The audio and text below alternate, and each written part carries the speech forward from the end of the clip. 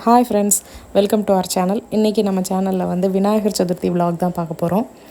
First time நம்ம சேனலில் இந்த மாதிரி ஒரு விலாக் வந்து ஷூட் பண்ணி போட்டிருக்கோம். பார்த்துட்டு எப்படி இருக்குன்னு சொல்லுங்கள். காலையிலே நேரமாக கிளம்பி விநாயகர் வாங்குறதுக்காக போயிட்டோம். அப்படியே கொஞ்சம் க்ராசரி ஷாப்பிங்ஸும் இருந்தது. ஸோ விநாயகரை வாங்கிட்டு பக்கத்துலேயே பூக்கடை இருந்துச்சு. பூவையும் வாங்கிட்டு க்ராசரி பர்ச்சேஸ் பண்ணுறதுக்காக கடைக்கு வந்துட்டோம். கடையில் கொழுக்கட்டைக்கு தேவையான பொருட்கள் கொஞ்சம் வாங்க வேண்டியிருந்தது. அதுக்கப்புறம் பிள்ளைகளுக்கு ஐஸ்கிரீம் கேட்டுச்சுங்க, அதையும் கொஞ்சம் வாங்கிட்டு கிளம்புனோம். பார்த்தா எங்களுக்கு ரயில்வே கிராசிங் கேட் போட்டாங்க. ஐஸ்கிரீம்லாம் கொஞ்சம் மெல்ட் ஆகிடுச்சு. சரி, ஒரு ட்ரெயினோடு விட்டாங்களே, சம்டைம்ஸு 2-3 ட்ரெயின் வந்துடும், 20 மினிட்ஸ்க்கு மேலே வெயிட் பண்ணுற மாதிரி ஆகிடும். இந்த பொருட்கள் தான் நான் வந்து கடையிலேருந்து வாங்கியிருந்தது.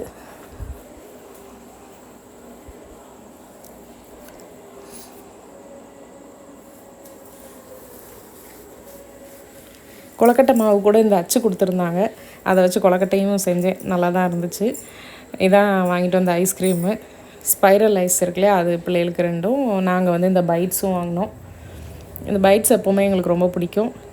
அதில் புதுசாக கடையில் வந்து என்னமோ டோனட்னு சொல்லி ஒரு டைப் இருந்துச்சு. அது புதுசாக இல்லை ஏற்கனவே உள்ளதா என்னன்னு தெரில. நான் இன்றைக்கி தான் பார்த்தேன், நல்லா இருந்தது. அதுக்கப்புறம் சுண்டலை ஊற போட்டுட்டு பூரணத்துக்கு தேவையான கடலைப்பருப்பு 2ஐயும் ஊற வச்சாச்சு சைடில். இதுக்கு அடுத்து என்ன பண்ணணும் அப்படின்னா, சாமிக்கு போடுறதுக்காக அருகம்புல் மாலையும் எருக்கம்பூ மாலையும் ரெடி பண்ணணும். வீட்டு பக்கத்துலேயே அருகம்புல்லும் இருந்தது, எருக்கம்பூ செடியும் இருந்துச்சு. ஸோ அதையும் பறித்து ஒரு மாலையை ரெடி பண்ணி சாமிக்கு போட்டாச்சு. பூஜை ரூமில் வைக்கக்கூடிய பொருட்கள் எல்லாத்தையும் விளக்கி காலையிலே காய வச்சுருந்தேன். கடைக்கு போயிட்டு வர்றதுக்குள்ளே அது ட்ரையாக இருந்தது. அதுக்கு பொட்டெல்லாம் வச்சுட்டு, ரொம்ப மினிமலான திங்ஸ் தான் இருக்கும் பூஜை ரூமில். எங்கள் வீட்டில் ரொம்ப சின்ன பூஜை ரூம். ஸோ அதுக்கு தகுந்தாப்பில் வச்சாச்சு. இந்த 2 நாங்கள் ஆல்ரெடி நம்ம வாங்கிட்டு வந்த பிள்ளையார் ஒன்று சிலை உண்டு. அதை தனியாக ஒத்தையாக வைக்காமல் மஞ்சளில் பிடிச்ச ஒரு பிள்ளையாரும், பக்கத்தில் இருக்கிறது வந்து சாணத்தில் பிடிச்ச பிள்ளையார். மொத்தம் 3 பிள்ளையார் கணக்குக்கு வீட்டில் வைப்போம்.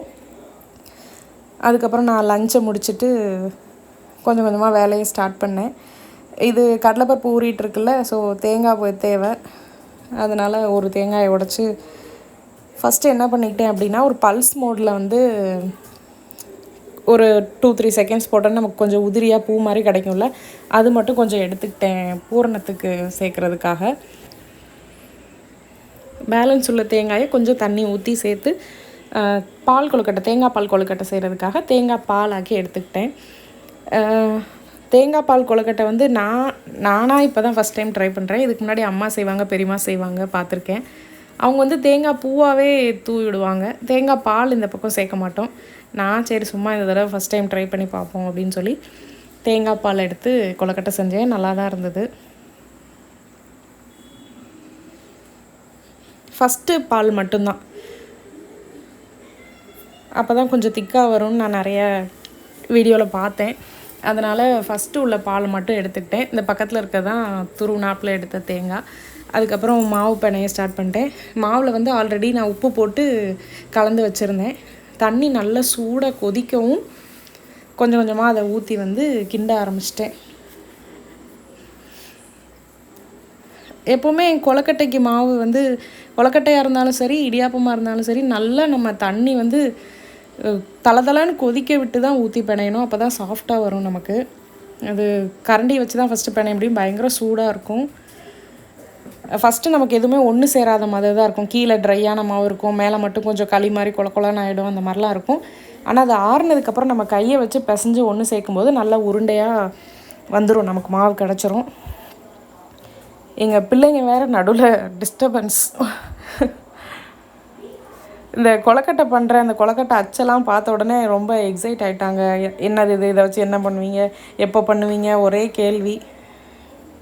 நம்மளும் இந்த தீபாவளி டைம்லலாம் வீட்டில் பலகாரம், முறுக்கு, அதிரசம்லாம் செய்கிறப்ப அப்படி தான் ஆர்வமாக உட்காந்து பார்த்துட்ருப்போம்ல. ஸோ அந்த மாதிரி அதுக்கு இன்றைக்கி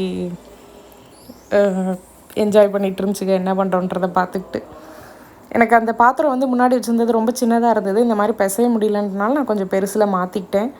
பயங்கர சூடாக இருந்தது, பிணையவே முடியல. ஆனால் என்ன பண்ணுறது, சூடோடு பிசைஞ்சால் தான் அது சேர்ந்து நல்லா உருண்டு வரும். இப்போ சப்பாத்தி பூரிக்கு பிணையிற மாதிரி ரொம்பலாம் போட்டு பிசைய தேவையில்லை. எல்லாமே ஒன்று சேர்ந்து உருண்டு வந்துட்டால் மட்டும் நமக்கு போதும்.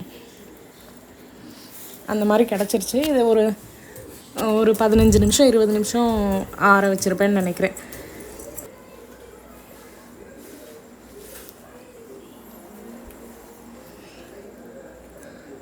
இப்போ வந்து நான் பால் கொழுக்கட்டைக்கு வந்து உருட்ட ஆரம்பிச்சிட்டேன். ரவுண்ட் ஷேப்பில் கொஞ்சம் ரொம்பவும் பெருசாக இல்லாமல் ரொம்பவும் சின்னதாக இல்லாமல், ரொம்ப சின்னதாக இருந்ததுன்னா கரைஞ்சி போயிடும். ரொம்ப பெருசாக இருந்தால் வேகிறதுக்கு வந்து டைம் ஆகும். ஸோ ஒரு அளவு மீடியமாக ஈவன் சைஸாக பார்த்து உருட்டிக்கணும்.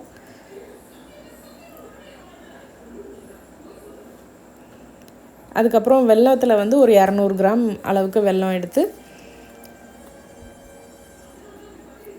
இப்போ பாத்திரத்தில் இருக்கிற வெல்லம் வந்து நான் காய்ச்சி வடிகட்டி அதுக்கப்புறம் இதில் மாற்றிருக்கேன். இப்போ இது கொதிக்கும் போது நம்ம உருட்டி வச்சுருக்கிற உருண்டையை வந்து அதில் போட்டுடலாம். போட்டு இது நல்லா கொதிக்கணும். இந்த வெள்ளைப்பாகுலே வந்து இந்த நம்ம போட்ட உருண்டைகள் வந்து வெந்து வரணும். அது லைட்டாக விரிசலாக தெரியும் நமக்கு பார்க்க. அந்த டைமில் வந்து அது வெந்துருச்சுன்னு அர்த்தம். அப்போ வந்து நம்ம எடுத்த தேங்காய் பாலில் பாதி அளவு மட்டும் அதில் சேர்த்துக்கணும். அதை சேர்க்கும்போது கொஞ்சம் ஏலக்காய் வந்து இடித்து போட்டுக்கணும். நான் ஒரு 2 ஏலக்காய் போல் இடித்து போட்டேன். அதுக்கப்புறம் இந்த மோதகம்னு சொல்லுவாங்கள்ல, மாவு எல்லாமே ஒன்று தான், பூர்ணம் எல்லாமே ஒன்று தான், ஆனால் ஷேப் மட்டும் வேறு. அந்த ஷேப்புனால அதோட பேரும் வந்து வேறு வேறு. நான் இந்த அச்சில் வந்து இப்படி தான் செய்வேன். இந்த வேறு மெத்தட் இருக்கா என்னன்னு எனக்கு தெரில. நான் இப்படி தான் பண்ணுவேன். ஃபஸ்ட்டு வந்து மாவை வந்து உள்ளே ஃபுல்லாக நல்லா விரலை வச்சு அழுத்தி விட்டு பூரணத்தை எடுத்து நடுவில் வச்சு, அதுக்கப்புறமா அந்த பின்னாடி இருக்க ஓப்பனை வந்து ஒரு சின்னதாக விரல்லே தட்டு மாதிரி செஞ்சு ஒட்டி விட்டுருவேன். அதுக்கப்புறம் இன்னொரு அச்சில் செஞ்சுருக்க கொழுக்கட்டை வந்து அந்த பேக்கெட்டோட ஃப்ரீ கொடுத்தாங்களே அந்த அச்சில் செஞ்ச கொழுக்கட்டை, மடக்கு கொழுக்கட்டை. அதை எடுக்க முடியல, பசங்க ஒரே தொந்தரவு. இப்போ நான் உருட்டிகிட்ருக்கேன் இல்லையா, இது வந்து என்ன அப்படின்னா உப்பு கொழுக்கட்டைன்னு சொல்லுவோம், இல்லை கார கொழுக்கட்டைன்னு சொல்லுவோம் எங்கள் பக்கம். மாவில் வந்து தேங்காய் பூவை போட்டு உப்பு மட்டும் போட்டு பிணைஞ்சிக்கிறது. தேங்காய் பூவில் இருக்கிற ஈரப்பதமே மேக்ஸிமம் போதும். வேணும்னா லேசாக தண்ணி தெளித்து பிணைஞ்சிக்கலாம். இப்படி இதை உருட்டி கொழுக்கட்டை அவிக்கிற மாதிரி எப்போதும் போல் இட்லி தட்டில் வச்சு அவிச்சு அதுக்கப்புறம் அதை தாளிக்கணும். அதை நான் காமிக்கிறேன் எப்படின்ட்டு. ஸோ இந்த உப்பு கொழுக்கட்டையும் உருட்டி எடுத்தாச்சு.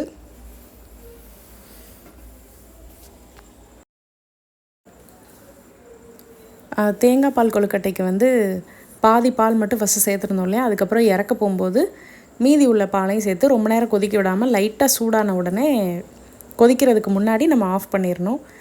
இப்போ வந்து நான் ஒரு கொழுக்கட்டையாக அவிக்க ஆரம்பிச்சிட்டேன். ஃபஸ்ட்டு வந்து இந்த மோதகமையும் உப்பு கொழுக்கட்டை உருட்டி வச்சுருந்தோம் இல்லையா, அதையும் மட்டும் இட்லி தட்டில் வச்சு அவிச்சாச்சு. அதுக்கப்புறம் உப்பு கொழுக்கட்டை வந்து எடுத்ததுக்கப்புறம் அதை தாளிக்கணும். தாளிக்கிறதுக்கு வந்து என்ன பண்ணணுன்னா, நல்லெண்ணெய் ஊற்றி கடுகு உளுத்தம் பருப்பு போட்டு அதுக்கப்புறம் வரமிளகா போடணும். இந்த வரமிளகா ஃப்ளேவர் தான் இந்த கொழுக்கட்டைக்கு ரொம்ப சூப்பராக இருக்கும். அந்த கொழுக்கட்டையை எடுத்து அப்படியே அதில் போட்டு லைட்டாக மிக்ஸ் பண்ணி எடுத்தால் போதும், உப்பு கொழுக்கட்டை ரெடி. இதுக்கு நடுவிலே பார்த்தா சுண்டலும் நல்லா ஊறி இருந்துச்சு. ஸோ வெறும் உப்பு மட்டும் போட்டு சுண்டலையும் குக்கரில் விசில் விட்டாச்சு. அதையும் அதுக்கப்புறம் வெந்ததுக்கப்புறம் தண்ணியை வடிச்சிட்டு தாளிக்கணும். இது அடுத்த பேட்ச் ஆஃப் கொழுக்கட்டை, அதையும் அவிக்க வச்சாச்சு. பிடி கொழுக்கட்டை செஞ்சுருந்தேன், அதையும் என்னால் ஷூட் பண்ண முடியல. சுண்டல் வெந்து வந்துருச்சு, எல்லா கொழுக்கட்டையும் ரெடி ஆயிடுச்சு. இப்போ வந்து நம்ம சேனலில் வந்து வீடியோவும் சரி ஆடியோவும் சரி கொஞ்சம் குவாலிட்டி இம்ப்ரூவைஸ் பண்ணியிருக்கோம். இது எப்படி இருக்குதுன்னு பார்த்துட்டு சொல்லுங்கள். அண்ட் தேங்க்ஸ் ஃபார் வாட்சிங். எங்களுக்கு நல்லபடியாக விநாயகர் சதுர்த்தி முடிஞ்சது.